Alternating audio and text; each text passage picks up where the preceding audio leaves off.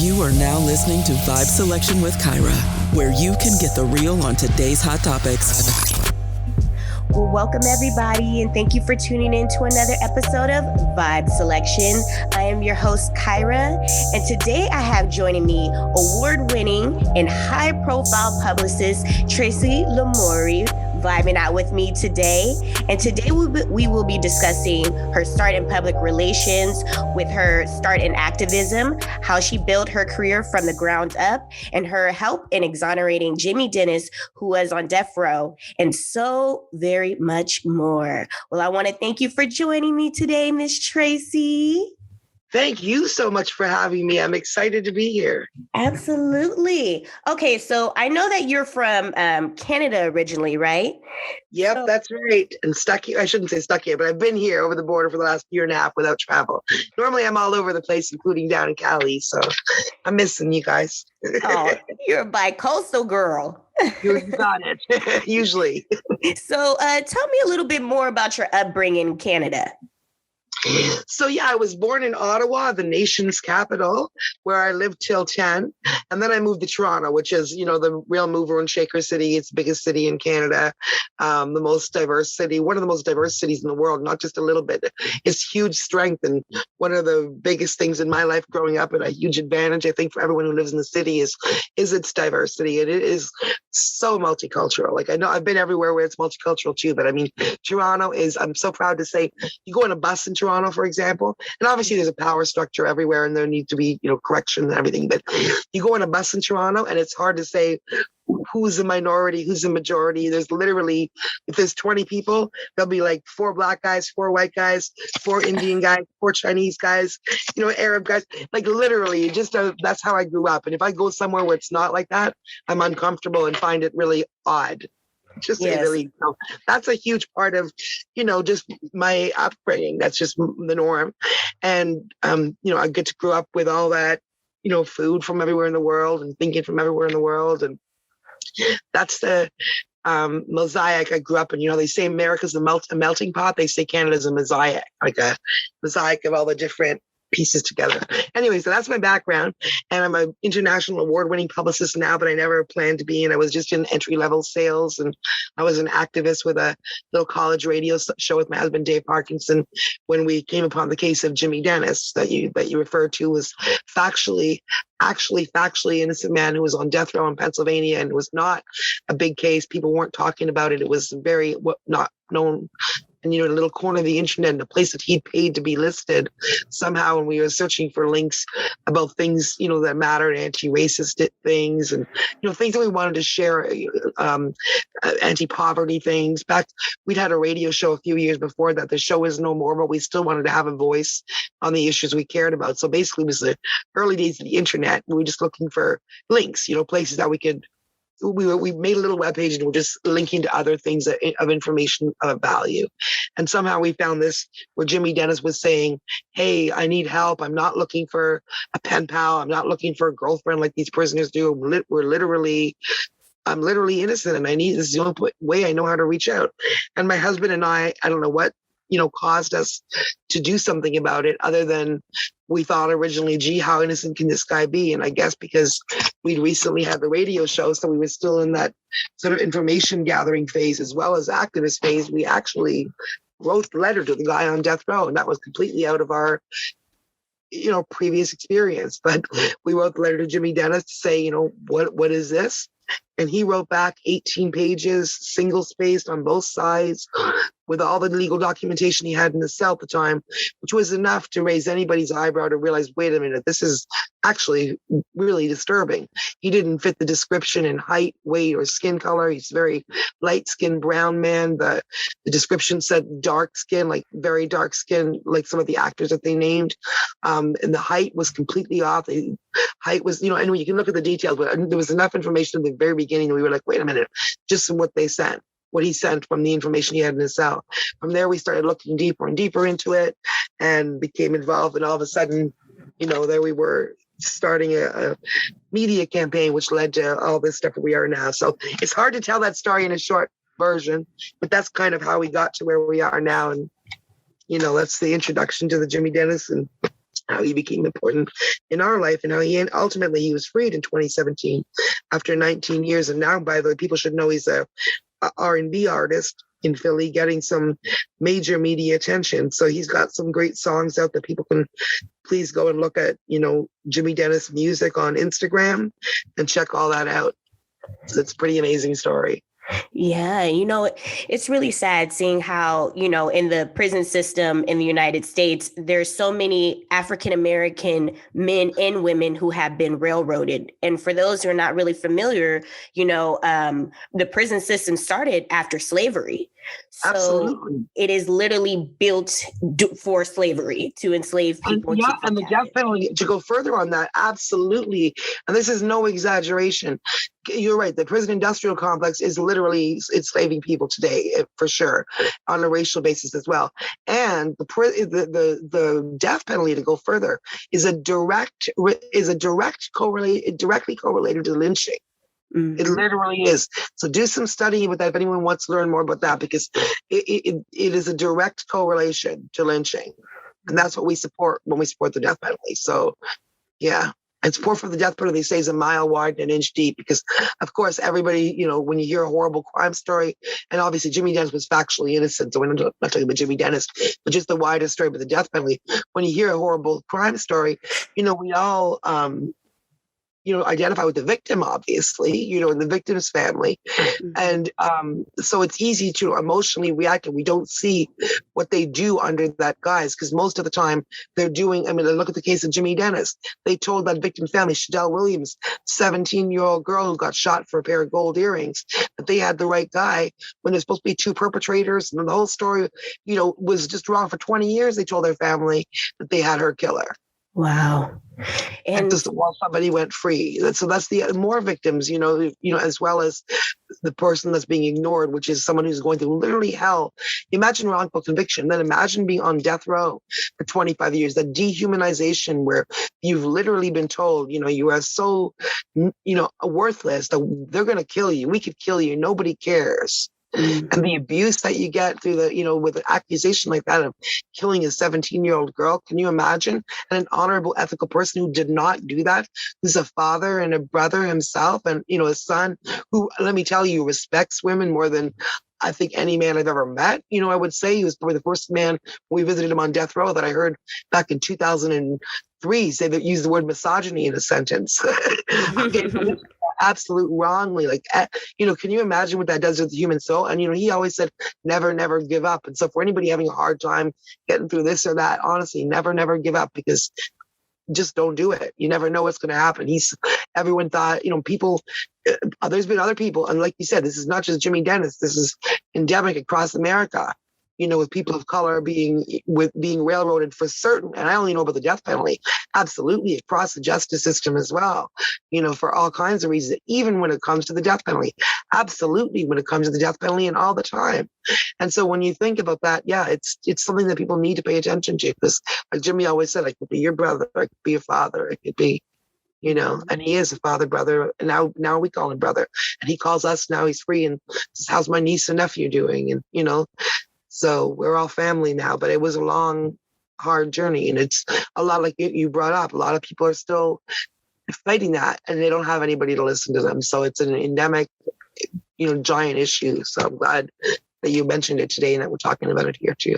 Yeah, absolutely. And for those who are unfamiliar with the Jimmy Dennis case, in 1991, at the age of 21 years old, he was wrongfully convicted of the murder of 17-year-old Shadell Ray Williams and spent 25 years on death row. And he was ultimately released at the age of 50. But so many years of his life has been also lost and missing. And it's unfortunate that, a young Shardell lost her life as well. But in this case, I feel like two people lost their lives, not only Shardell, but, Jimmy Dennis, because he was only 21 years old and he had his whole life ahead of him as well, so it's just really sad both ways. Now, I want to kind of get into, I was reading up on this situation, and I know that, Jimmy Dennis, he suffers from PTSD because of all those years being in prison and the abuse that he suffered at the hands of not only correction officers, but some of the inmates. And I believe he also lost 30% of his hearing while he was in prison. Yeah, which he never shared. I still want to cry when I hear all that because with 20 years, we were talking to him every week and on the phone and in letters all the time. He never shared all that stuff with us, with his family. And we were like close, like family, right? Mm-hmm. But in all this call with us, with his family. And even now I'm like, why did you not talk about that?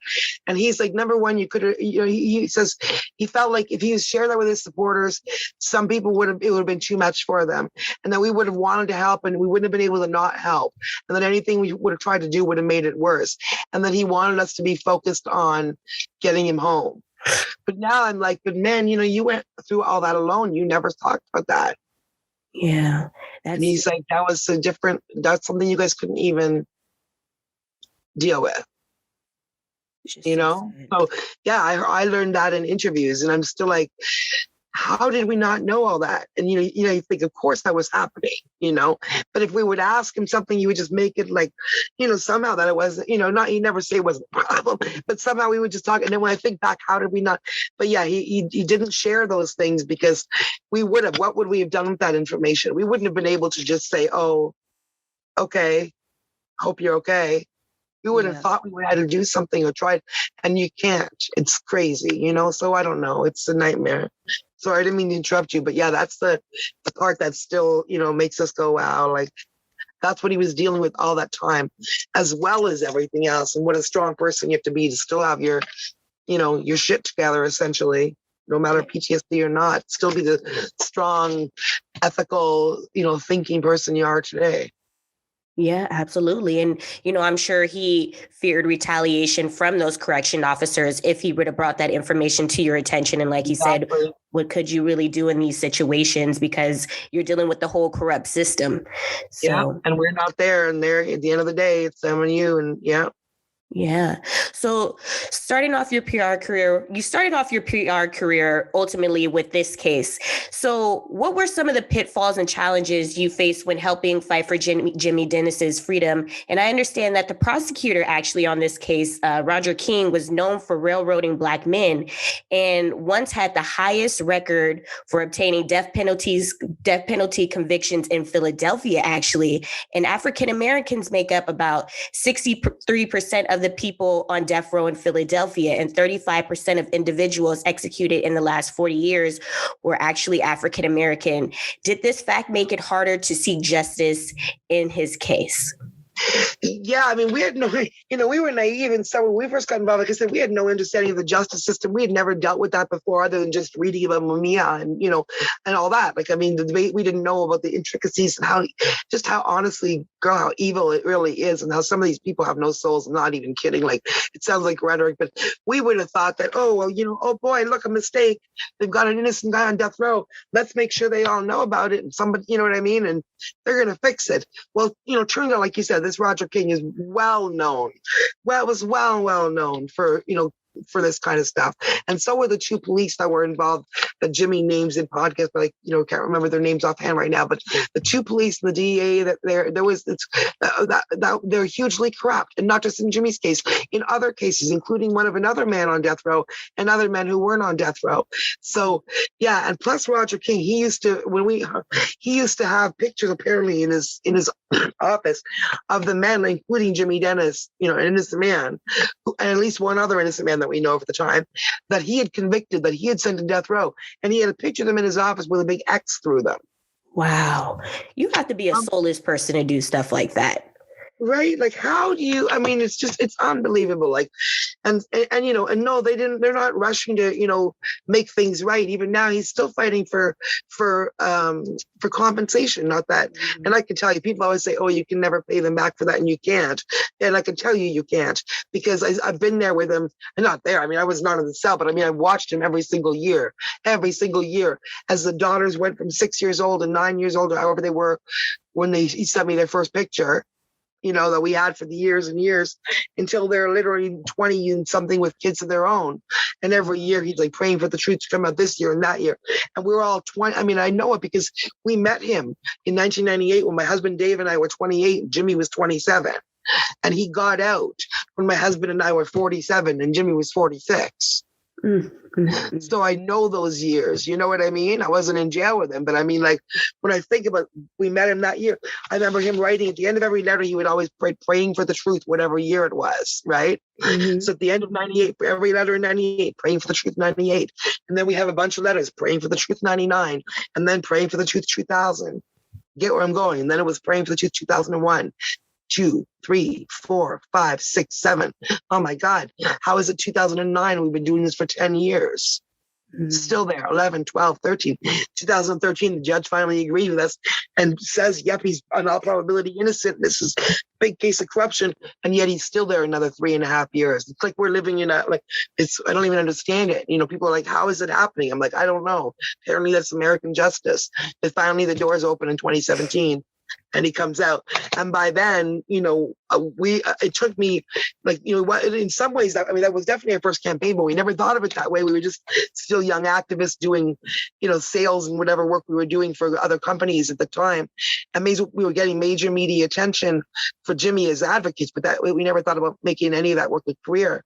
And I never would have wanted to get paid for the Jimmy stuff or the advocacy stuff. But around when I was about 41. We were all about 41 when Jimmy was still in prison, but we were getting closer to him coming out. It finally hit me, hey, maybe I could, you know, this is like 13, 14 years that I've been writing successful media releases. It finally hit me, hey, I could probably use the skills that I built doing that and build, you know, and do media stuff, because I know how media works and most people don't. So I could do it for creatives, you know, like musicians who need to get in media, artists, entrepreneurs who need to get in media, whoever has a media message, other activists, and started doing that freelance. And after a couple of years, that was going well, including one of my first clients, believe it or not, you may have seen this when I talk about it, because I'm like, oh my God, I still can't believe it, was Professor Angela Stadler Williamson, who's the cousin of Rosa Parks. And she's an award-winning film, right? And she hires this dumbass white girl from Canada. I'm like, oh my God. You know, right? You know, Rosa Parks, I mean, literally, like, she's like a myth, not even like a real person, just a myth. You know what I mean? Right. I used to there's a Canadian song called Thank You, Sister Rosa. And for years on the anniversary of her death, before I ever thought of her as family or people I ever actually meet, I used to write Thank You, Sister Rosa Parks on the anniversary of her death or whenever it would come up. And then I meet Angela Stadler Williamson, who's literally her cousin. In fact, yesterday was her anniversary, and she shared a 20th anniversary. She shared a picture of her wedding and with Rosa Parks sitting there in the corner with a big smile on her face. Oh. And so she had hired me because she made a movie called My Life with Rosie. And oh my God, here I am. You know, and I'm telling you, to this day, it's still a surreal highlight of my career. I went to Detroit Film Festival after 2 years of working with her to meet her for the first time, because she came in from California, and I went to Detroit. It's like 5 hours from me over the border. So I went to Detroit to meet her for the first time. A lot of Rosa's families from Detroit. So we were showing the film festival, the Detroit Film Festival. There I was with literally, oh my God, I'm sitting in a row at a film festival with 2 rows of Rosa Parks' direct family members. Wow. Like direct family members watching this movie about Rosa, where we're all watching it for the first time on a big screen. And then if that's not enough, at the end of the movie, she thanks me in the credits. Like my name's on the credits. Oh. And I'm like, literally like a surreal out of body. I'm like, what the heck? You know, seriously, what? So I've been I'm still like, when I say it, you know what I mean? That's like, so yeah, I've been honestly blessed and honored by, I don't know what should be put in like a position like that. And somehow, anyway, so, you know, with that, now I'm obviously super confident. I'm in the game for real. I mean, you know, I'm doing it. We're getting me. Obviously, I'm doing well. I'm writing amazing press releases. And I'm also doing work for other clients, just, you know, here and there, whatever. And then I finally stopped freelancing and built a little general partnership, me and my husband. And that kept on going well. And finally, my business consultant is like, no, you're doing like, you know, you could be doing way better. You're still acting like a freelancer, but you're getting international clients and blah, blah, blah. You got to scale up.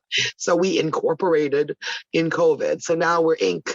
So now it's Lamourie Media Inc. Still just me and my husband, but we have the framework now to become job creators and, you know, to get it, to, you know, be bigger and do more. But again, we're always going to be heart centered, and every project we take on is still, a project that the activist me would be proud of. They don't all have to be activist projects. Some of them are just, cool people getting out of corporate and thinking of a great idea and building a little freedom for themselves and others, but they're ethical, good people, with good ideas. So something about the project or the person or whatever resonates with me, or I wouldn't be doing it. I'm always going to want, activist me to be proud of this new corporate me idea. Exactly. So, we already know that you're an activist and you have marveled in activism throughout most of your life concerning issues with racism, fighting for kids with special needs, right, in politics, and so much more. But what ultimately brought on your passion for activism?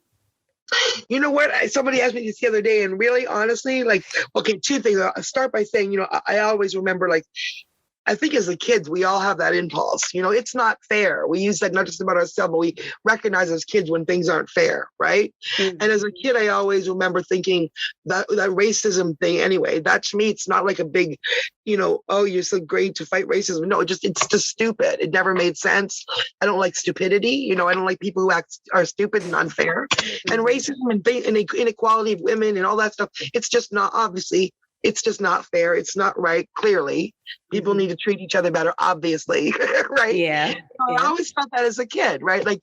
And that never changed. That passion, that how when you're a kid, you're a little enraged by unfairness. Yes, definitely. Before people tell you life's not fair and you start to go, oh, okay. No, that same passion when you're like, but I never lost that. And I'm still fighting, So that was part of it. And then also, and I think then John Lennon, which, back in the day when I was a 80s kid, not a 60s kid, but I was a huge Beatles fan. Mm-hmm. And, in the day when you're really young and you actually listen to what your idols say, well, I picked a pretty good idol. You have to have an idol. Because what he said was don't have idols. And, if you like what we're doing, the whole peace thing or, whatever, he was an activist for a lot of things people don't talk about these days. And he always said, that's great. If you like what we're doing, follow us. But don't stop there. You do something. And if we like what you're doing, we'll follow you. Basically, it's on all of us. And then one of I can't remember who said it, but it was one of the great American Black female writers, and I don't want to misquote who it was, so I won't say it all. But the quote is, and if you Google it, activism is the rent we pay for life on this planet. And I always thought that was really striking. It's not about being good or you're a good person if you do this or whatever. It's more like if I meet a celebrity, for example, you have a big platform and you have a thing, I am super unimpressed. If I've heard of you, but I can't think of what you've done in terms of anything. If I've heard of you and yet I don't know at least one thing that you care about to do something, I'm not saying you have to be Greta, whatever, or you have to be, a huge, but you should at least, if you have a platform, whether you're a celebrity or on a personal level or whatever, are you doing anything with it, or are you just talking about your hair? Mm-hmm. Are you doing anything to make this planet a little better than it was when you found it? Or so I feel like that's incumbent on all of us. And the bigger our platforms are, the more responsibility we have. Absolutely. What are you giving back to society? Exactly. Yeah. How is that beneficial for others or yourself? And it's true. I mean, absolutely. I don't care how big a star you are. It's okay, that's great. Yeah, I like the movie, but okay, now. But if I'm going to actually meet and be impressed by somebody now, it's going to be it's not going to be because they were a good actor in the movie. That's great. I mean, sure, you're good at your day job. Awesome. A lot of people are good at their day job, but what do you, what do you do? Who are you now? What do you care about? What are you doing? Mm-hmm. Absolutely. So being from Canada and working in the US, do you feel like racial injustice is prevalent in your native Canada as it is in the United States as you were dealing with the Jimmy Dennis case, or do you feel like it's kind of the same across the board? Well, we always like to say America, America, America, and America is some way, it's so much more obvious and blatant. American races are some other kind of breed. I'm telling you, they're right out there and, but out in the woodwork. So in some ways they're not as hidden, but we can't say there's not racism. And all my friends of color that have shared their stories, especially this year in the light of the raw emotion that came out even more because we were all at home staring at the same screens in the light of George Floyd and everything. There was a lot more reaction to it this year by the mainstream than we activists have seen in other years, on other, because to us activists, George Floyd, we were like, it happens all the time at first. It's the same old. You know what I mean? In some ways, because we know this shit. Jimmy Dennis was saying the same thing when I first called him, but he's like, yep. But then the mass reaction from the mainstream where people who, it was just a weird year, right? And what was I starting to say? Oh my gosh, I lost my train of thought thinking about that. So the justice system, how is it different how is racism? Oh yeah. So a lot of people started sharing, because I was under naive impression that Canada was so much better, and it is better in terms of the fact, like I said, America is frighteningly blatant to the point where I'm literally afraid for my American friends of color sometimes, like an actual fear about what they might deal with on the street. So in that sense, it seems like America is writ larger and bigger and scarier and more. You know what I mean? But at the same time, there's no perfect thing here. There's a lot of racism here too, and hidden racism, and a lot of shocking racism that my friends of color always say, I don't know what you're so shocked about, because even fighting this stuff for years, I always lived on a planet where I thought that we all mostly agreed, generally that it was a mainstream thing that everybody was not racist. You know what I mean? And that the people who were racist were people that were like idiots, and that we all agreed they were idiots and that they needed to be corrected. And then I learned all of a sudden, during this last year, that unfortunately a lot more people than I thought were a lot more racist close to the surface. And this is not obviously surprise to people of color, So I think there's a lot more racism than we want to admit in Canada, and certainly in Aboriginal communities will tell you. We have apartheid in South Africa was actually based on the Canadian Indian Act and the way Canada treated our First Nation. So we have a huge ongoing shame in that regard. So we have nothing to really be bragging or pointing fingers at, and our justice system here, if you look at the Native population in it, it's much like looking at the American Black population being overrepresented in prisons, right? But at the same time, there's having said that, there's also a lot of things that are a lot worse and frightening in America. The fact that the DAs in America are elected officials, we don't have that in Canada. So that makes a huge difference in the way they behave and the way they convict and the way they act, because they're not looking at the justice system. They're looking at the vote, because they know that in 4 years, their opposition is going to come up and start talking about he's soft on crime.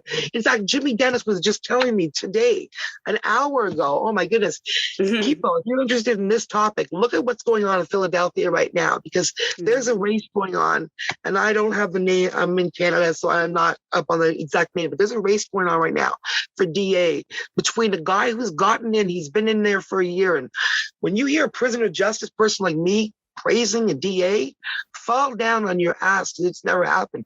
And Jimmy Dennis too, he's actually up there doing a press conference with this new DA tomorrow, trying to get him back in, because this guy is ripping the justice system apart in Philadelphia, trying to get things right, to the point where the Fraternal Order of Police is freaking out. They're like doing all kinds of political shit against him, saying he's soft on crime. No, because they're supporting this new guy, they're supporting trying to get the guy in who was in before, the corrupt guy that was in when all this stuff was going on, the corrupt guy that forever excused everything they did and allowed it. Now he's running again, this corrupt guy, trying to get, jostle this guy who's actually been trying to change things out of office, to the point where every wrongfully convicted Black man from Philadelphia in the last 10 years is doing a press conference tomorrow with the current DA to say, no, we need to keep this guy in, because they're trying to get this monster, this devil back in. Who's and that's going on right now. So, and you know what they were doing, and the reason I said that when we were talking, when I said the soft on crime thing. So, do you know what the Fraternal Order of Police did yesterday in Philadelphia in support of their guy? They got a Mr. Softy truck. You know that company, Mr. Softy ice cream? Yes. They got a Mr. Softy truck. Jimmy Dennis literally just told me this, and they went to the DA, the current DA's office, which shockingly is a guy that's actually has the support of everybody, because he's actually trying to uncover the corruption, right, and change shit. So they go to this good DA's office with a Mr. Softy truck, sponsored by Fraternal Order Police, to give out free ice cream with the message that the DA is softy on crime. Wow.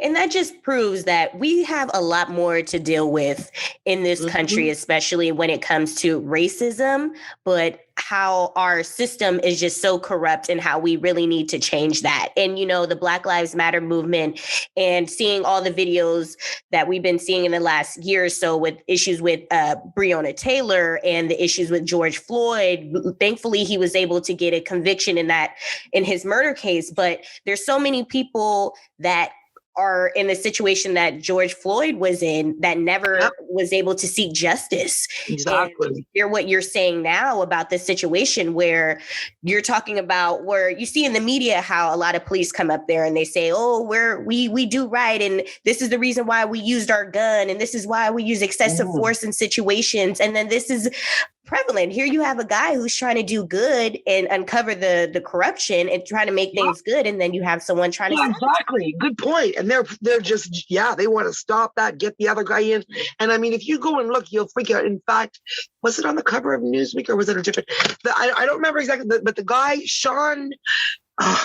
the guy who's got the cover story on Newsweek last week, also, if you go to his page, I think it's Sean King. He was writing about Jimmy Dennis this week. And he talked also, because he's been having a huge campaign against this guy. He's trying to bring national attention to what's going on in Philadelphia, because it's like honestly terrifying. Mm-hmm. Yeah. It's very sad for a lot of, African-American men and women and just people in general. We need to be above these issues that we keep encountering over the years. Because, the issues with race keeps coming up every couple of years, if you notice, so we need to be above that. So, okay, I know that you work in many different industries when it comes to PR, but what industries do you enjoy doing PR the most for? Oh my goodness, that's hard.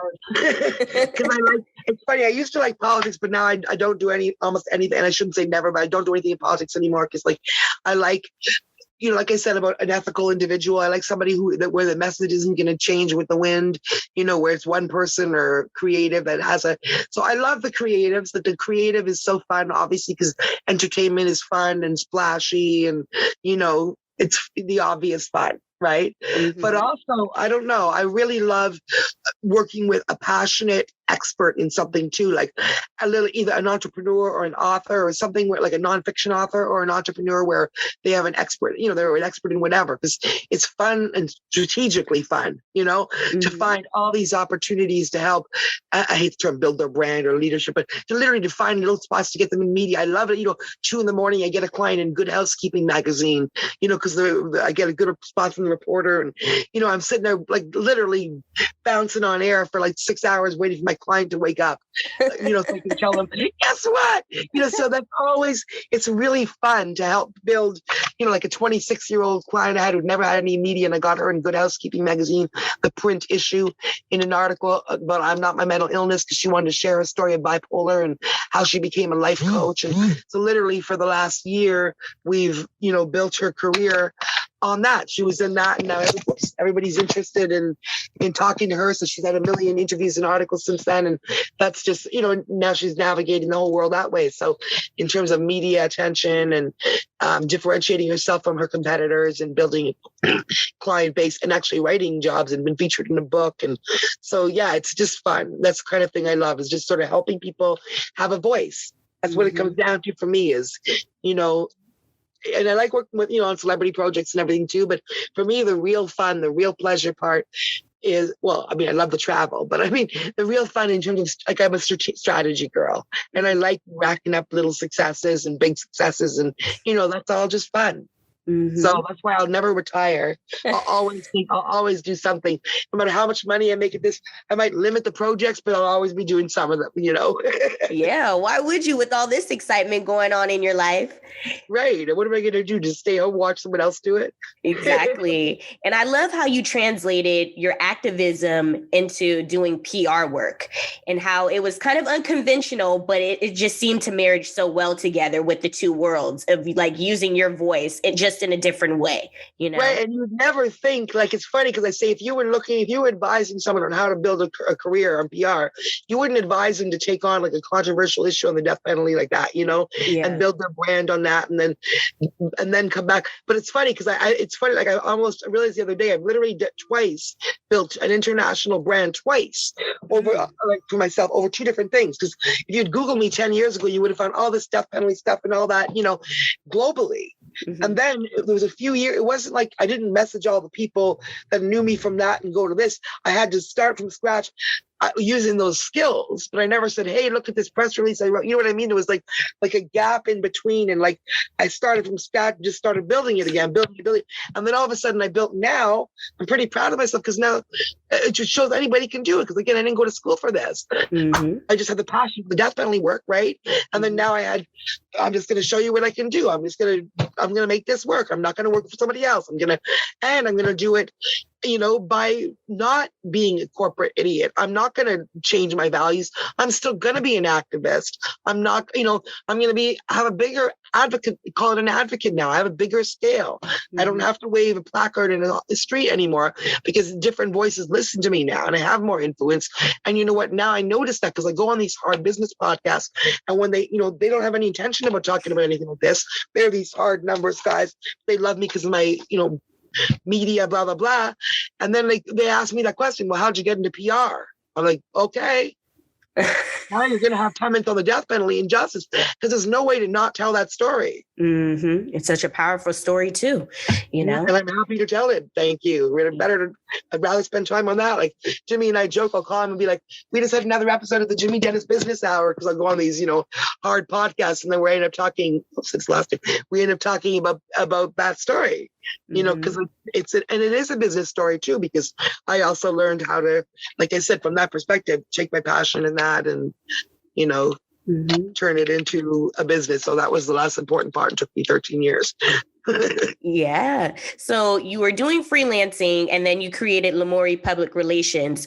And you did this actually without attending any college, like you just mentioned, or any funding to start your business. So what are some of the advantages and disadvantages when it comes to establishing your business, such as PR, without having a formal background in public relations?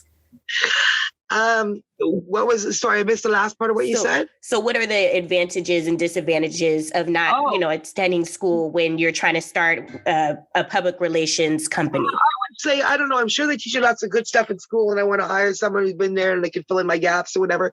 But I haven't run into any, you know, like maybe they know TikTok really well, you know, but I haven't run into any things where I thought, gee, I wish I'd gone to school for that, except for maybe I don't, you know, write a big I don't do like a big marketing plan up front for three, but I think that'd be a waste of time anyway. What I do is I show you what I've done. I tell you what I'm going to do. And I give you, you know, a little rundown of what you can expect over the month.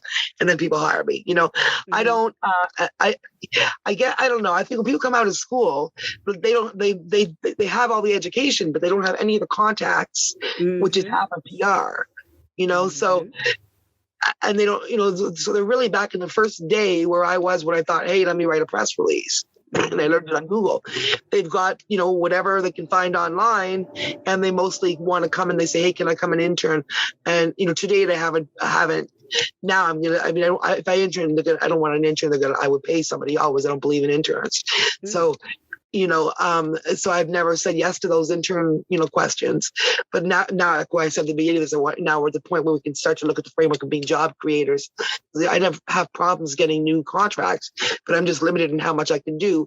But then I have to stop what I'm doing to train somebody else. But I'm really motivated to do that because, like I said, now it's not a problem for me to get work, and I want to start, you know, sharing the wealth. And I don't mind training other people to do what I do. And then eventually they go off and do it on their own. That does not bother me a bit. I have my reputation. My clients will stay with me. I'll always be able to get new clients. I can work anywhere in the English speaking world, and so can they, you know? So there's not a question of competition. I'm not going to be able to serve everybody in the world. I'm happy to train other people to do it well, you know? And yeah, so I want to start I have to stop what I'm doing for like a while and figure out how to do some, you know, onboarding and training and hiring somebody at some point. That's one of my goals for this year. Yeah. So why don't you like actually hiring interns? Well, because, the idea, because I think the idea behind an intern originally was, they would come in and they're student educated. And I might do college, co-op students I might consider, and I'll talk about the difference in a minute. But interns, the idea was, they educated and they come in and work for you for free. Mm-hmm. And that's fine, to get experience. At first, I was like, oh, that sounds like a great idea. Sure, they get experience. They can walk away and I could give them some great experience, some exciting VIP, celebrity, blah, blah, blah, and really good quality learning. So that's the first thing is a lot of people don't, they'll get an intern and they have them do filing. They're not actually giving them anything of value to their career. So that's one thing, should be job one. I do have that. But the second thing is who can be an intern? Who can take on unpaid work? True. No one. Who can come from 9 to 5 and actually say, it's cool that you're not paying me, but I can work. Well, that's going to be a privilege. Either someone working at home, fine, right? Still living at home and they're, or like a really privileged person. So probably, some white college student, like all the other, again, this is part of the reason why some industries are really white. It's not because it's necessarily racism, but it's like lawyers have that too. You have to go an article. Who has time? I can't do that. I can't take time out from the money the hours of my day, even now, feed my family. Who can go and take time out to work 9 to 5 for somebody just to learn? It's one thing if it's in a co-op student is different. A co-op is when you're engaged fully, like you're fully in school, like for the whole 9 to 5. So you would not be off at a workplace otherwise. You're in school for the 9 to 5, and the school might say, okay, part of your, for 2 hours a day for 1 month, you're going to go and, learn a workplace. So I haven't done this, but this I wouldn't have an ethical problem with. You're going to go in there and then they'll teach you that. Then you come back and so it's inside, so you're getting credit within your course for it. And it's part of your day.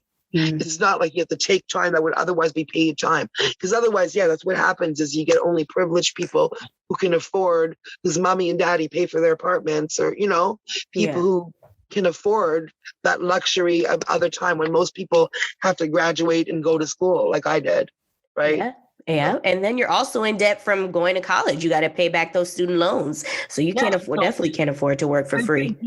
I wouldn't feel right asking somebody to do all that work. Again, if it was different, it would be 2 weeks as part of your school thing and you're getting credit as, that's a different story. But I wouldn't want someone to come in and say, okay, 9 to 5, 9 to 3, here you go and you do this. And they treat intern like you're working for them and you got to do, and you're not getting paid anything. And I just think I don't feel good about that. I just wouldn't do that. So I wanted to wait till I was able to pay. And now that I'm at the point where if I get a client, allocate a client. Okay. And the next client that comes in, that's that money is going to go for that person's first 3 month salary. And that's it, mm-hmm. And then start getting them in their program. So ultimately I wanted to do that because like I said, I could get a whole bunch. If I knew I had somebody working at the same level I work at, I could get double the contracts and somebody else could be living instead of working at wherever. And I don't even care if I would like somebody who's graduated recently to see what, they might have learned that I don't know. But also ultimately it's more a personality thing. I'd rather hire somebody that I know is passionate, that has the right personality for it, that's trustworthy, that's not going to, freak out about celebrities. And they're also not going to, they're going to give the same work to the entrepreneur as they would to the celebrity. You know what I mean? It has to be a certain ethical kind of person that I have to really learn but I have to realize as an entrepreneur, and this is hard for a lot of entrepreneurs, there are people like that out there. And, you have to let go of it and trust and at some point back up and just find the right person and, give some of it. Yeah, absolutely. And I mean, and working in, especially, I know you do all different types of PR, but, the entertainment field in which you work in as well, brushing up against Beyonce and Jay-Z, anybody would get starstruck. But like you said, it's having a level of professionalism and not being starstruck by that.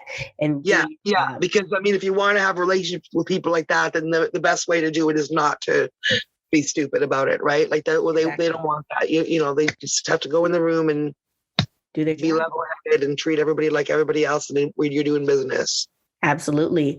So speaking of money, though, what are some tools and steps you feel are necessary for anyone who aspires to get into public relations and seek profit, how you ended up being able to make money off of your company? So how can an aspiring public relation strategist get into the world that you're in and be able to make money off of that? Yeah, the way I started was when I said freelancing, and there are opportunities too. I mean, now I almost never have to prospect because I'm 90% referral and repeat business. But in the really early days, I used some freelance sites, which is like Elance, which is now called Upwork. My first, I made, when I was just getting my feet wet in PR, I made $7,000 part-time in 3 months, just picking up random contracts on there. And then there's other ones. So I think that's called Upwork now. And also LinkedIn. LinkedIn I find is hugely effective for prospecting, but you've got to, once you've got a little bit behind you, I guess, be really careful how you do it, because I've never bought a service or signed up with anybody who's prospected me on LinkedIn, because most people do it in a really clumsy manner. And yet, if I message 20 people on LinkedIn, guaranteed I get 2 clients. So it's a matter of really understanding. Don't just blanket and, spray and pray, like they say. Literally look at who your prospects are, have an individual, not a cut-paste message. Hey, Bob, look, I see you do this and that. Listen, you know what? Have you ever thought about getting some media attention? Because here's what I do. And then before you go in, know a few things. I guess now mine are all way easier. When I started, I was just like, hey, I'll do this for this much money. And I guess I was kind of lucky to get some of them.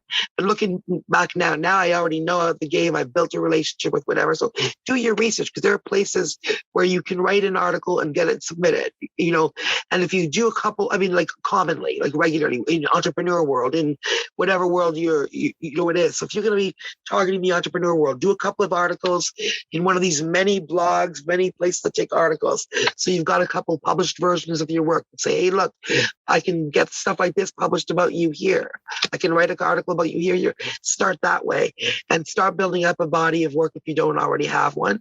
And even, the good way to start is by building up your own thought leadership. Start writing about things. If you're in communication, so look for those opportunities to start building up your own thought leadership. But mostly, like I said, freelance, Elance sites, just start like that. Or even smaller, or even easier than that, in your own personal network. Everybody knows small business owners. They're all experts in something. So if you're a real estate agent is a perfect example. There are, if a real estate agent, they spend a lot of money on advertising. Say to one of them, hey, you know what, instead of this $1 billion ad budget you have this month, spend $500 on me and see what I can come up with. Maybe just a friend of yours, somebody that's going to trust in you and give you the first job. You know what I mean? And then look at things like Help a Reporter Out. Look at things like Source Bottle in Australia. Those are free services where reporters under deadline connect with publicists and also entrepreneurs or people who want to be quoted in whatever, where they're looking for. So you'll see often, Reader's Digest with a deadline of Thursday at 3 is looking for female entrepreneurs to tell their story of survival during COVID, or, women to tell their inspirational stories of building businesses, so literally every day there's opportunities like that. So you can, sign up to some podcast services, Matchmaker, Podmatch, Poditch, and then you can find opportunities for your client who's an expert in whatever by going through those. But if your client, again, back to that real estate agent, search real estate agent awards, find opportunities to get them up for awards in their industry, entrepreneur awards, women of influence awards. All these things are ways to build, your client's credibility and give them real value for the work, the money that they paid you. So networking is key in this industry. Of course. Yeah, absolutely. For sure. And podcasts are a huge part of that. I'm finding, as a media girl, I've been doing a lot of podcasts, and originally I was thinking of them as another media, radio, TV, podcast, newspapers, and they are. But in addition to that, they're also huge for marketing and for networking for anybody that has any creatives or especially business to business services. So I want to get into press. So what are some ways with getting your clients out there into media outlets who are not as known in their industry? What are some ways that you use to get your client's name out there? So there's first is the traditional press release, right? And a good way to do that is a topical press release. Like, say there's something, they're an expert. When you turn around to your friend, you see something on the news, and you turn around to your friend and say, "Oh, blah blah blah," based on an expertise you might have. So, like, I have a client who's a hairstylist, for example. I got her quoted in Oprah magazine by following those services, that I was telling you about, where they're looking for quotes. Mm-hmm. So. There was a reporter in Oprah magazine. Literally, this is a free service, Hero. I follow it every single day, see what comes out that I can fit my clients into. I've gotten my clients in the New York Times, just using that free service, not even press releases. New York Times, Oprah.com, The List, The New Yorker, Reader's Digest, Good Housekeeping. The list goes on. And then there's the topical press releases where there's something going on in the news that is going to continue to be something they're going to be discussing. But you have an angle. That's where I was saying, you might turn to your friend and say, "Oh, blah, blah, blah about that." You have an angle based on an expertise you have or an experience you have, something to say about that can further that story. So a story that is likely to be something they're going to talk about again, you're able to give them a source with a different voice or a different perspective on it. That's a topical press release. And then there's a press release where you're just, saying, you have a great idea. Maybe you have a book that's coming out. And instead of saying, books, Kyra releases book on inspiration, you would be like, inspiration is, instead of making the book like the product, the topic, mm-hmm. which is advertorial instead of editorial, you would say something like, "Inspiration is in short supply today," says expert author who, and then we would put you forth as the author expert to be quoted. And I use author there. They wouldn't have to be an author. They could be the product, instead of being a book, could be their company. So that's why I said, earlier, the real estate expert is that everybody knows a real estate agent. There's a ton of them. How do they differentiate themselves in the marketplace? How do they make somebody choose them instead of somebody else? Well, media, that third-party credibility, is a huge part of that. So you do your research to find, where you can build up, where you yourself can write articles about them, where you can pitch press releases about them too, where you can send a little paragraph suggesting they interview them. So it's your job to find, in this world of media opportunities that's ever increasing, a ton of different opportunities for them to be seen and heard. Mm-hmm. So have you, as a publicist, have you ever had to deal with any uncomfortable situations between a client you have and a media outlet, whether it's like a situation where the media is portraying them in a negative light and you kind of had to clean up the situation? And if so, how do you handle situations like that? Yeah, thankfully, and luckily, none of them came on when I was on the watch. Like, it wasn't like my cause that messed it up. You know what I mean? Uh-huh. Like, both situations where that was the case, I was brought in after, where they hadn't had a publicist and something had blown up, and they were like, "Okay, how do I deal with this right now? How do I frame this or talk about this?" Mm-hmm. And so I went in as, "Okay, tell me the situation, and like, according to the way you tell me this is how I'm hearing it, and from what I understand, because I wouldn't take it on I wouldn't take on a situation, for example, where somebody said something racist and now they need to be what would you call that, corrected in the media so the media loves them again. That I'm not your publicist for that. I'm sure I could, but I'm not about that. I'm not into that. You know what I mean? So it wouldn't be a situation that. My situation would be where somebody had been piled on unfairly. Something has happened to misrepresent somebody, or somebody's, in one case, somebody's previous association with someone who later showed their true colors to all of us was painting this person in a bad light because people didn't know this person, right? Mm-hmm. Whereas I had also had a previous relationship with this person before they showed the true colors, but nobody was painting me in a bad light because me and my intentions and my history and all that is well enough known. But everyone obviously knew when they heard it right off the bat, they knew, oh, yeah, clearly Tracy didn't know that about her, or that wouldn't have been, they wouldn't have even been at the same table. You know what I mean? Mm-hmm. Whereas my client was an unknown quotient to people.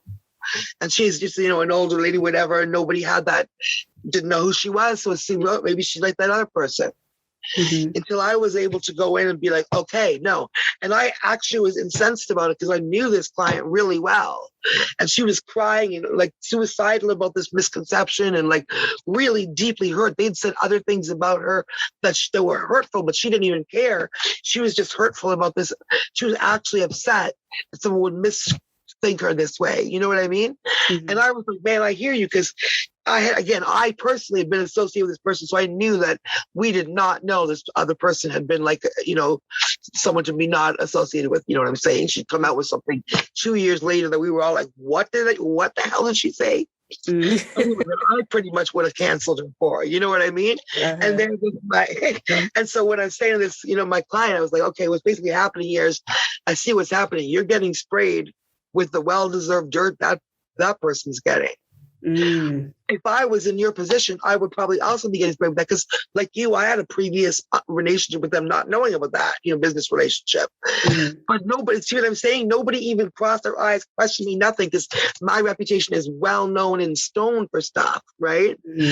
So when people hear that, they'd be like, what? Yeah, no. So clearly that, But anyway, so I had to make that proverbial statement, put out that PR statement, write it for her, because she didn't know what the heck to say, Yeah.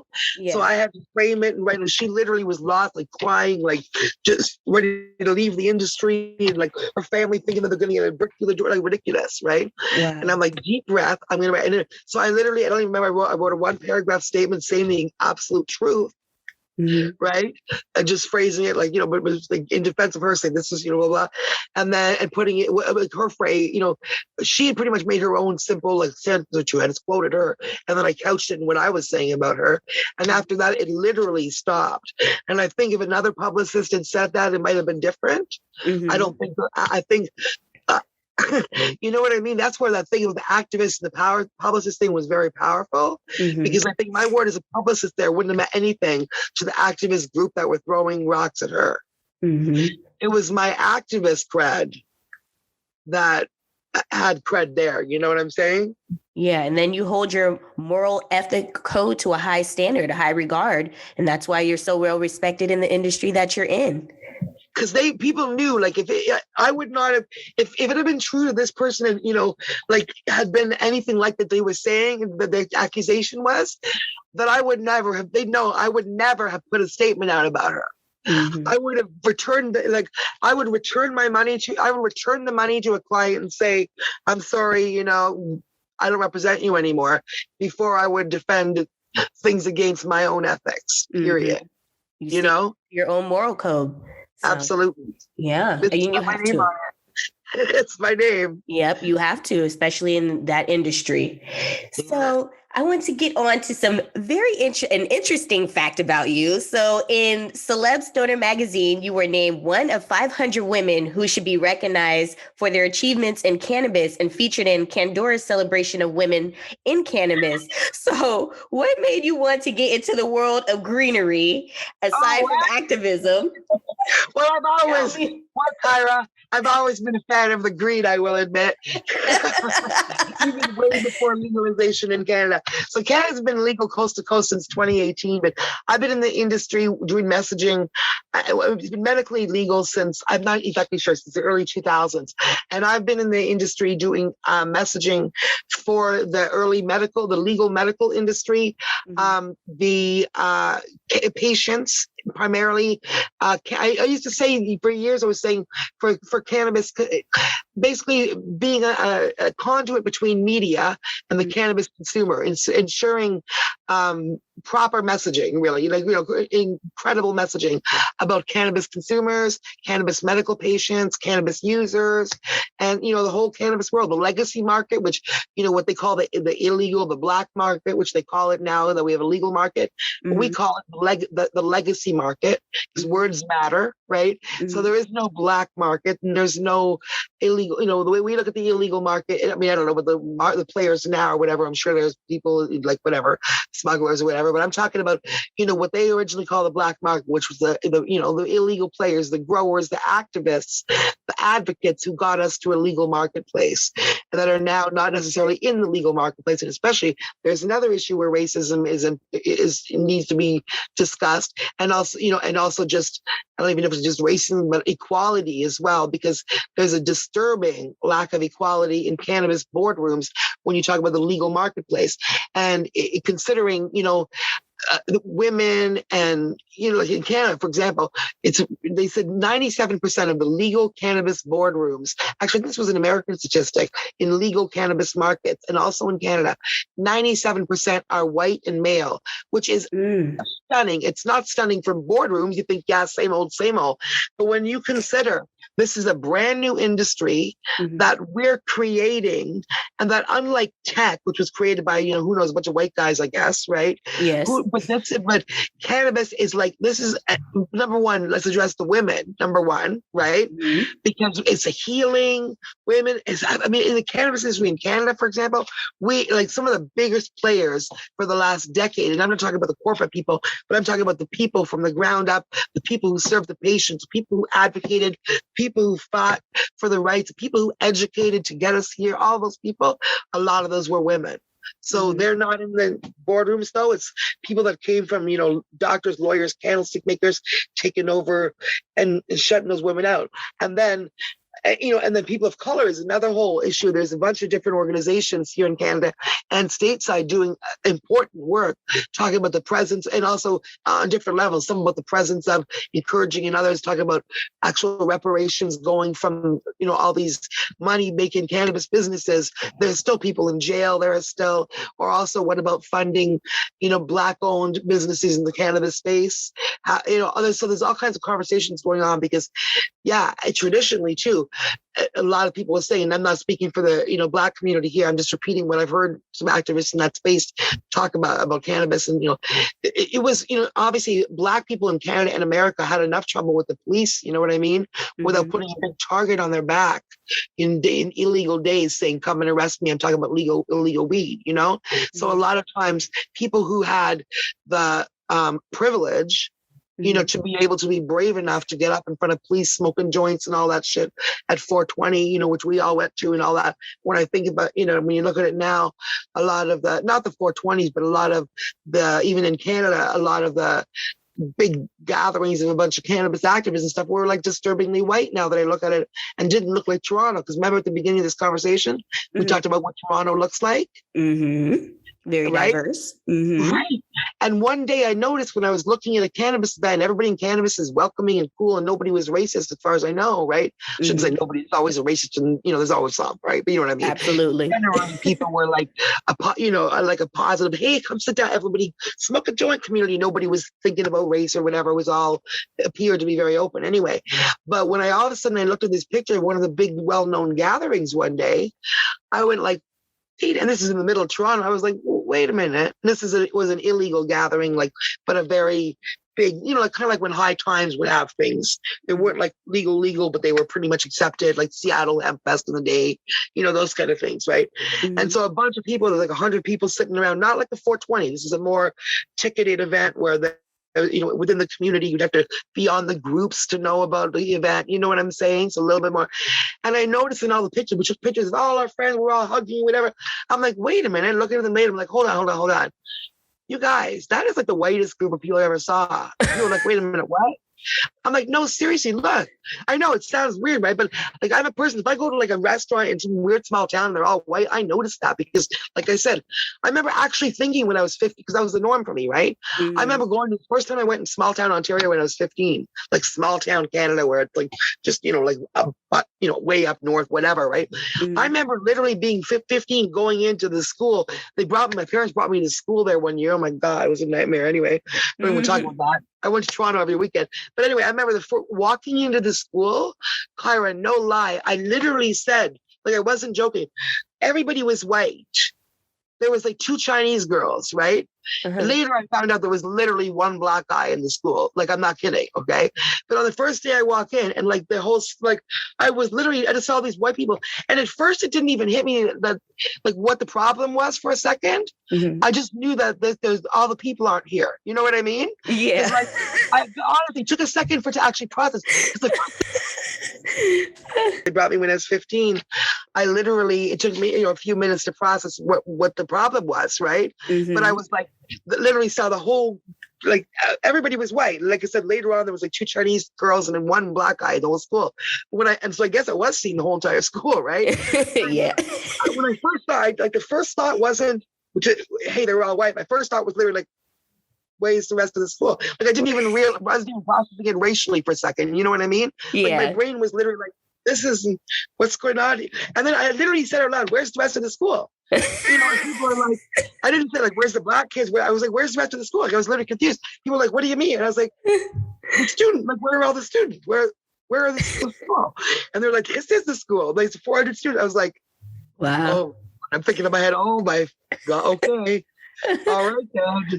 A cultural awakening in that moment. That's when we learned there were 2 Canadas, and I'm not too sure I like the second one. Exactly. But, I like the big city.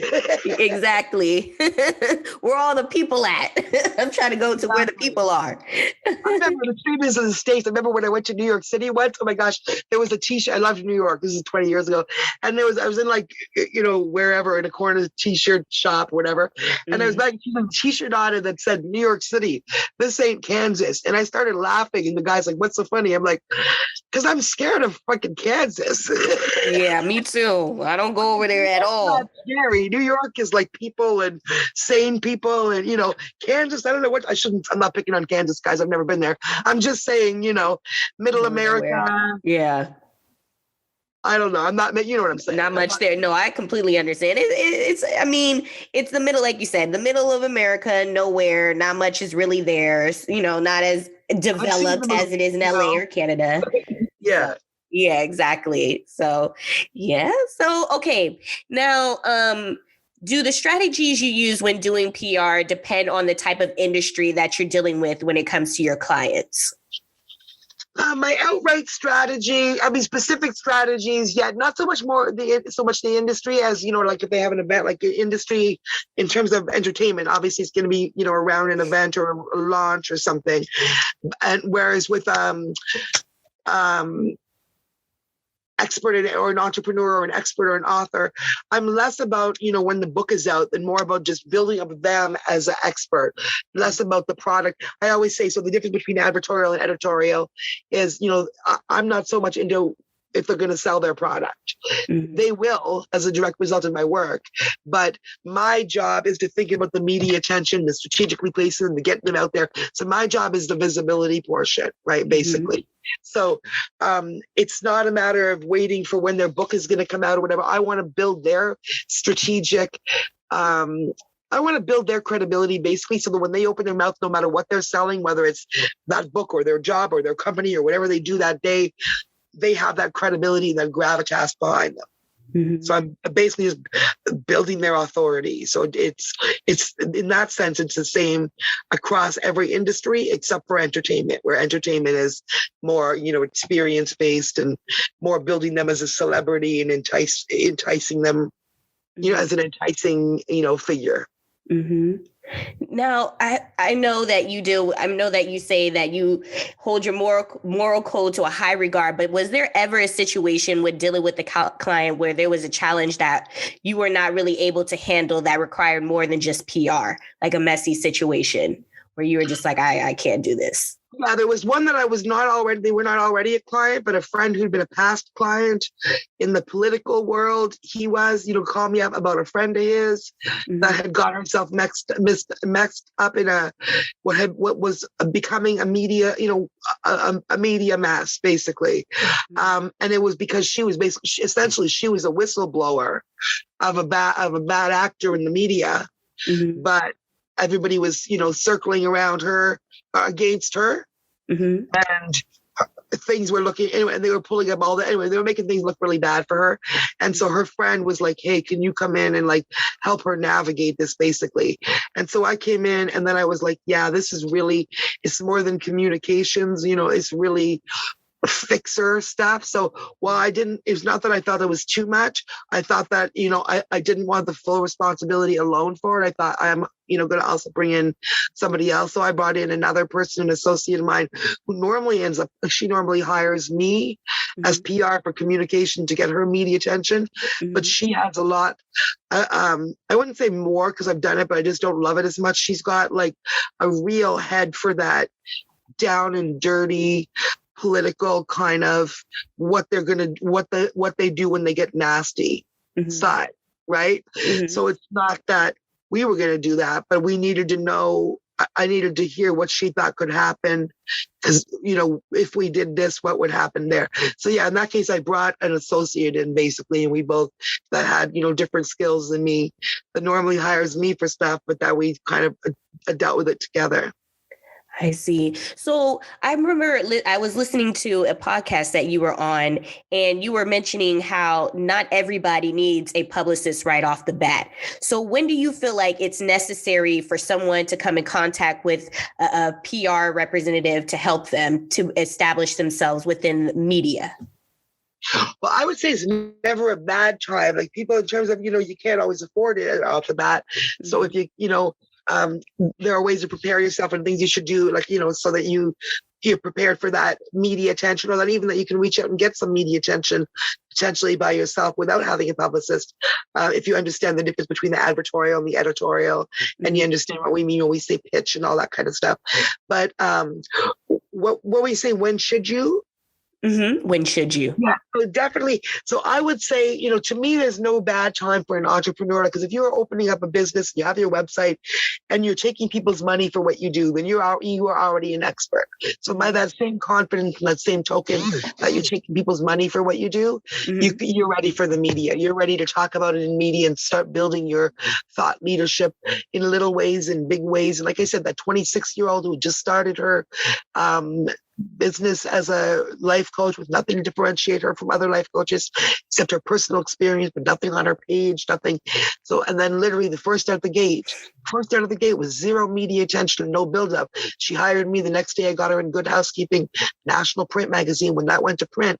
And then we were able to say for the next year, as seen in the print issue of Good Housekeeping. And that built, literally, she's got like 50 other media appearances on that. And she's starting to get clients based on that and writing. So there's never a wrong time. If you're an expert in something, you know, we can start building you anytime, right away. But then if you obviously, if you're looking to sell a book in particular, you might want to wait till the book is out, so you can, any articles that you get would also link to the book. You know, but at the same time, you may also want to pre-build your reputation as a thought leader so that you can go back to the media you've done it on, and then they'll have you on a second time now that your book's out. And that happens too. So. And PR is completely different. What you do is completely different from marketing. Absolutely. And again, that's where the earned media. So with you, once you pay me, I'm not presenting opportunities for you to pay to be in media. I'm not looking for, if you want to do advertising, I can certainly help with your ad language, et cetera, and, you know, demographics and all that. But what I do is find you opportunities that you cannot pay. So you're being quoted as an expert in media that you cannot pay to be quoted as an expert in.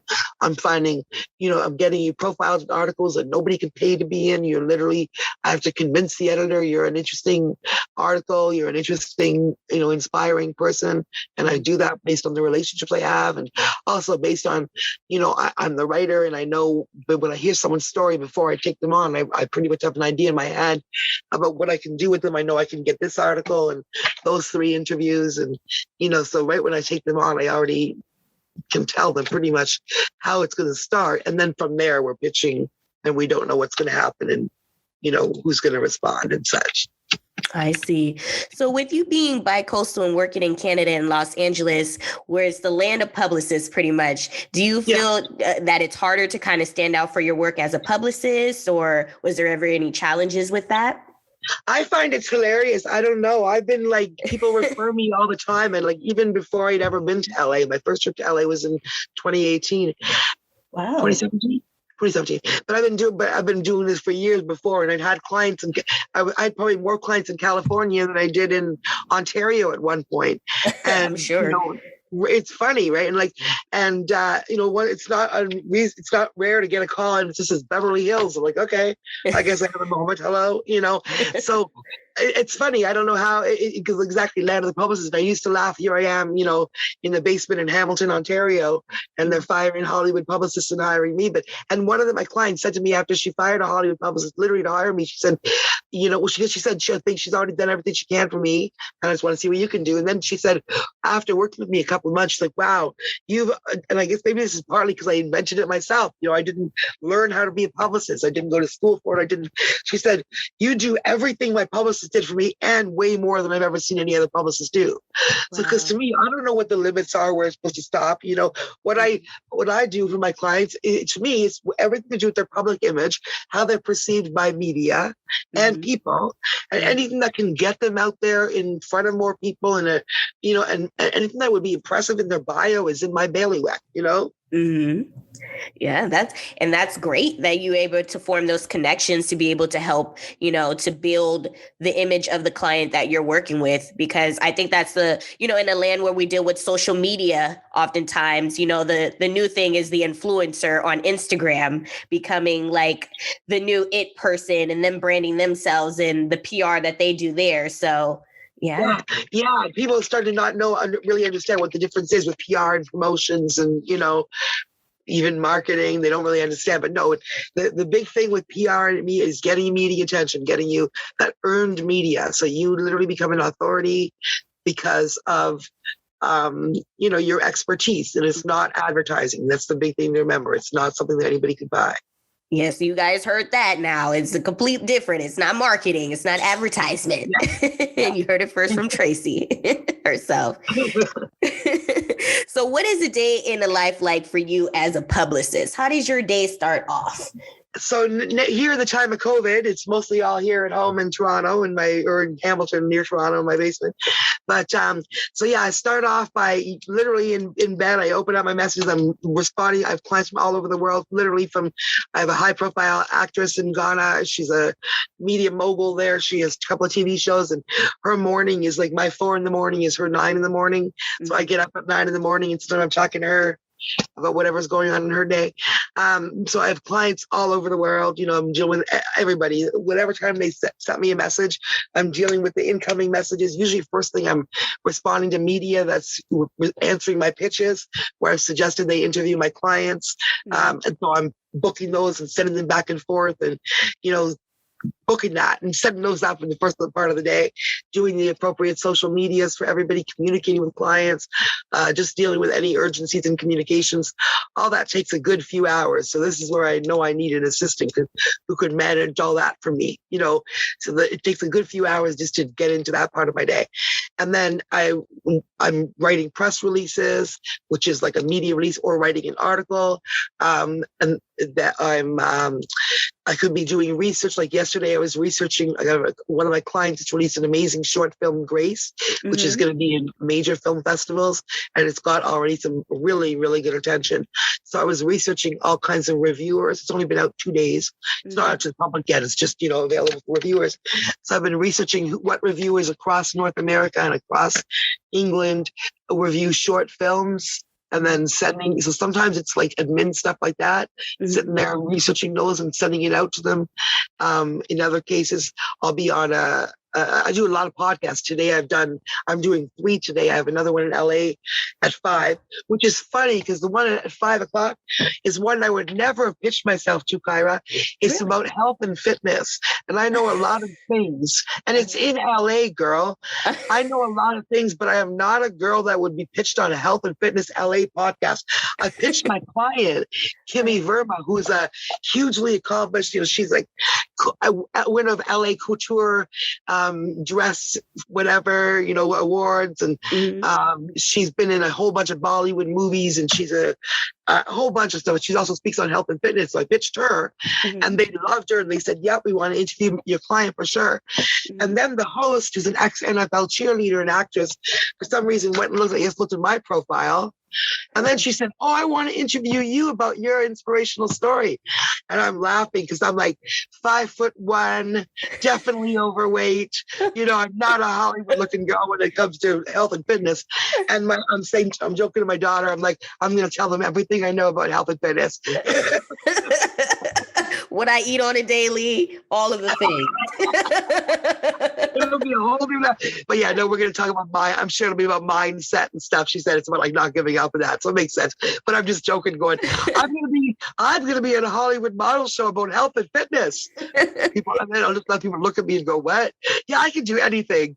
Right? Absolutely. It's funny where life takes you sometimes, you know. Hilarious. So as an activist and a publicist, how much power do you feel words hold for you? Everything. And, you know, I read recently in Psychology Today, and this is after a lifetime of using them, I never knew this, but they said the best predictor of success in life is the ability to communicate. More than math, more than anything, is the ability to like make yourself understood.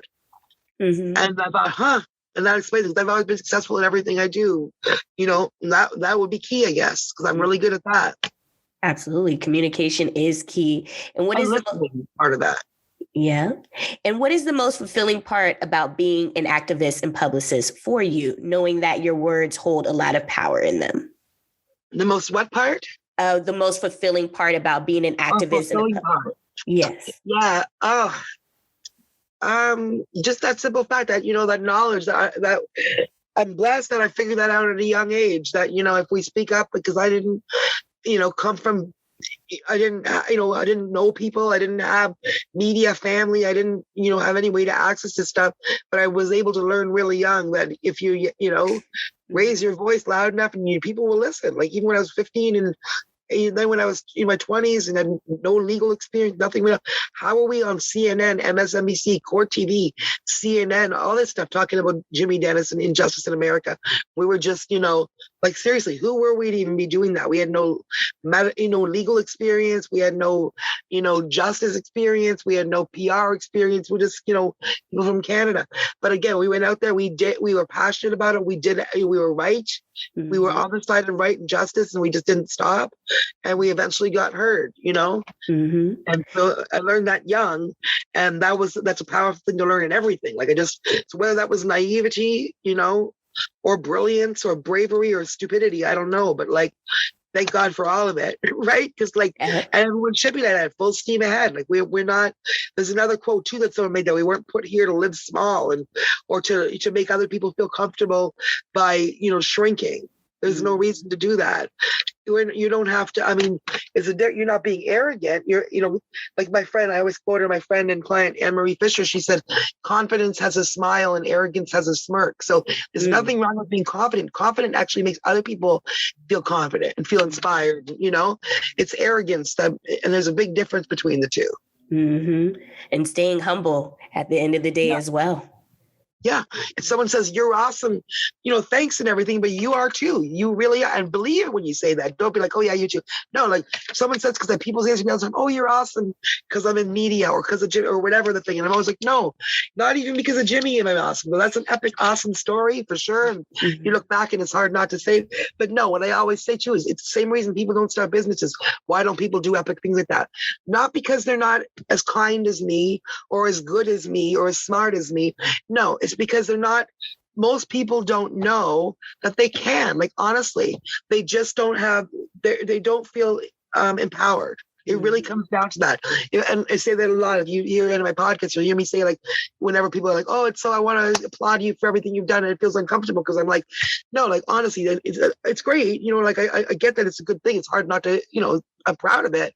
But at the same time, it's not that I'm better, because the truth is most people would truly do stuff like that. Most people help their neighbor or do something nicer if they thought they could literally free somebody from death row or help feed the starving or really, you know, change a thing that they're passionate about.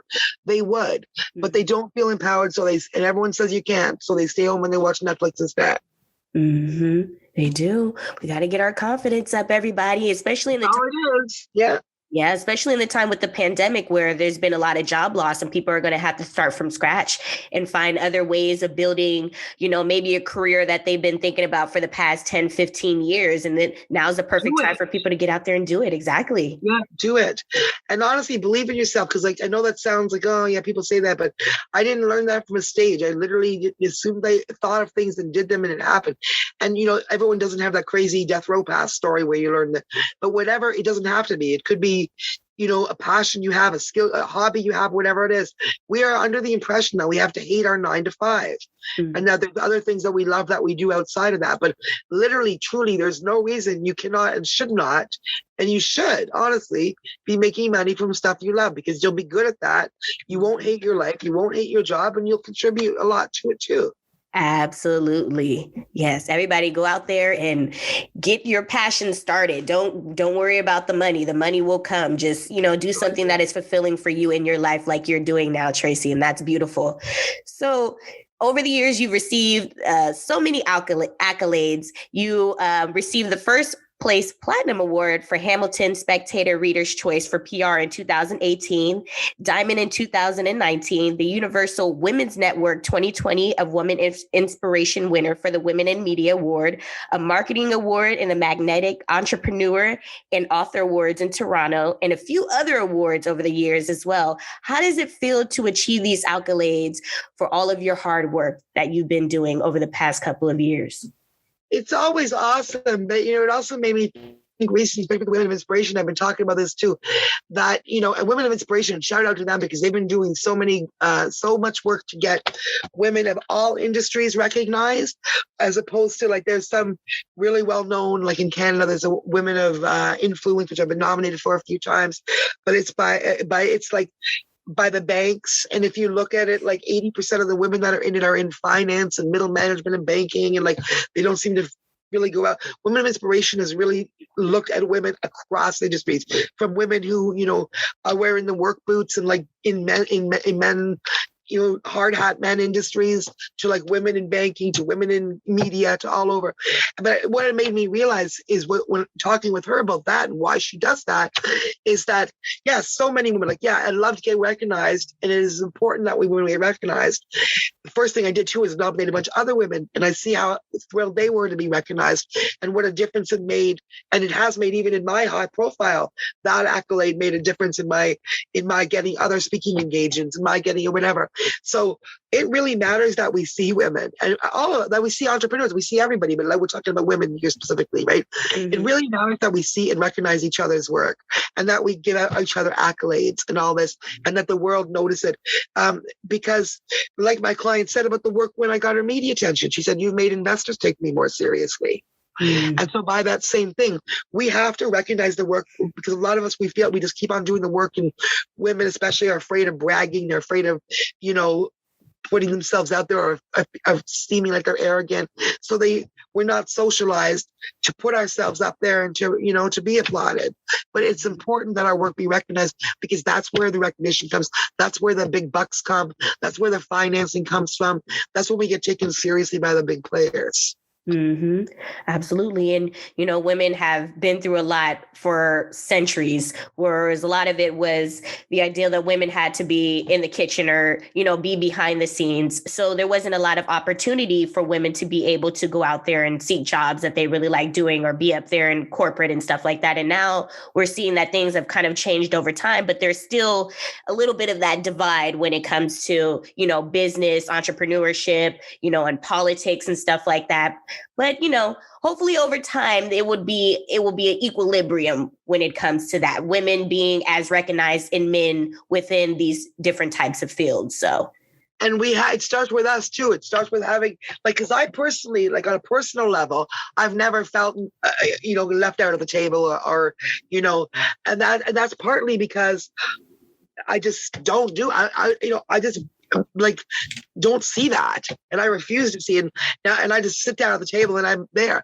But it's not just that easy in everybody's environment. That's okay in my environments, right? But if you're a woman trying to get in the medical field, for example, like my daughter's in third year school, wants to go in medical, she's a disabled woman that's going to have to deal with people's prejudices, right? Mm-hmm. She can't just say, I don't care, I'm building my own thing. She's going to have to navigate a prejudiced world, you know, and people that are going to be her superiors that are going to be prejudiced against a disabled woman.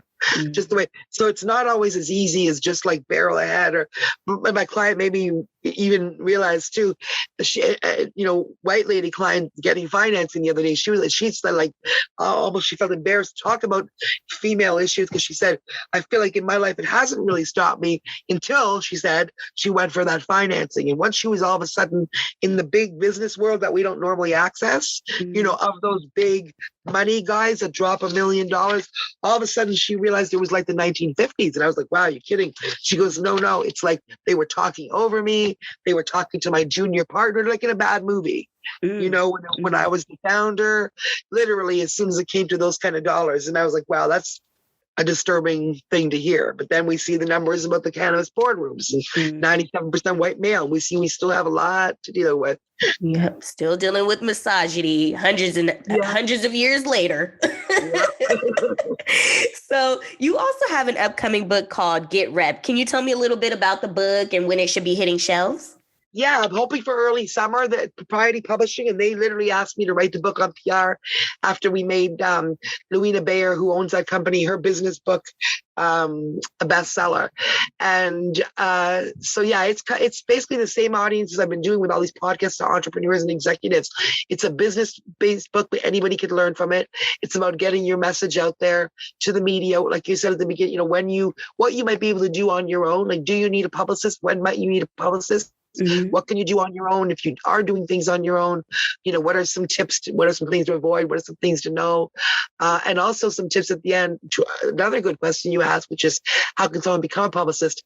There's a good third section at the end about, do you think this might be for you? Because if anybody in marketing and communications, who I often speak to them too, marketing people, which again is totally different, but I teach marketing people some tools from the publicist tool belt, like I say, on how they can build their own brand or how they might be able to use some of our tricks to do a little extra for some of their clients, just the way I do extra for my clients, right? They aren't necessarily strictly within my realm. So yeah, well, that's awesome. Well, everybody, you be on the lookout for Tracy's book, Get Rep. That should be hitting the shelves pretty soon. And I want to thank you so very much, Tracy, for coming on the show and taking the time to vibe out with me today. It's been a pleasure to be able to have you on. Oh, it was a ton of fun. Thank you so much. It was nice to almost be in California. I know. The only thing that divides us is a plane ride, but it'll be okay. I won't get back on a plane, I'm telling you. I just got my first shot, whatever the heck, so I can get on a plane. Don't even care anymore. Everyone else is arguing this and that, and I'm just like, really, reality is whenever they tell me to get back on a plane, whenever they tell me I have to do, I'm just going to be like a sheep in the lineup going, will there be palm trees, though? Exactly. I'll stress out about it under the palm tree, all right? Exactly. I stress out in a palm tree at the beach, laid out. Now I can get through the summer now because we're just getting to sunshine and you'll have nice weather here for a few months. But I'm telling you, it's been a while since I've seen a whole Canadian winter right through. And I was joking that it was Hamilton Hills, not Hollywood Mountains this year. So whatever. In due time, you'll be back in the beautiful sunny city of California.